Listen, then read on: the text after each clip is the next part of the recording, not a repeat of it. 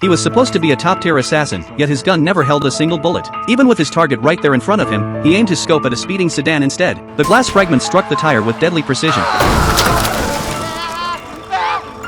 And as he watched his target get torn apart in the crash, Paul quickly assembled his air gun before vanishing without a trace. He left the scene spotless, so clean that when the FBI arrived, they'd conclude it was just another ordinary traffic accident caused by shattered glass puncturing a tire. Paul had successfully completed his assassination, but what he didn't expect was his handler demanding he collect his payment in person. While this violated the company's standard protocol, Paul showed up at the designated location right on time. The moment he stepped out of his car, another assassin ambushed him. Quick reflexes saved his life as he dove behind his vehicle, barely escaping the barrage of bullets. When the attacker's clip ran empty and he still hadn't taken Paul down, the assassin jumped on his motorcycle to flee, but in his panic, he rode straight into a dead end. Seeing the killer forced to turn back, Paul launched himself into a flying kick that sent the man crashing to the ground. Cornered with nowhere to run, the assassin decided to make his last stand. But he was no match for Paul. Within moments, Paul had beaten him senseless. When the assassin pulled out a knife for one final attack, Paul remained completely calm, effortlessly handling the threat. He seized the perfect moment to destroy the man's arm and pin him down. Paul tried to extract information about who had sent him, but the assassin refused to talk. Paul immediately contacted his handler and learned this was likely a trap set by their employer. Rage consumed him. Sure, the assassin's code meant never knowing who was pulling the strings, but he wasn't about to let this slide.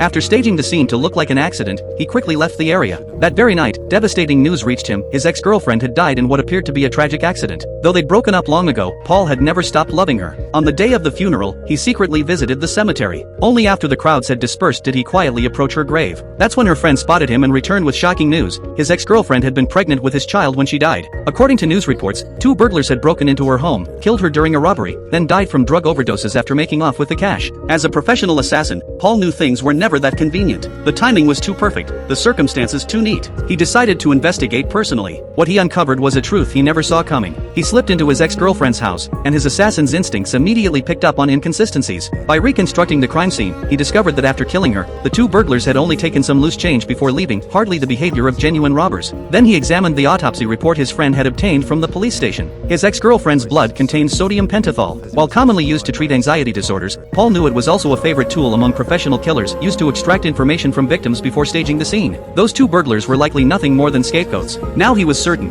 his ex-girlfriend had been murdered by a professional assassin. And this particular method, this signature style, it matched the work of 2 of his colleagues perfectly.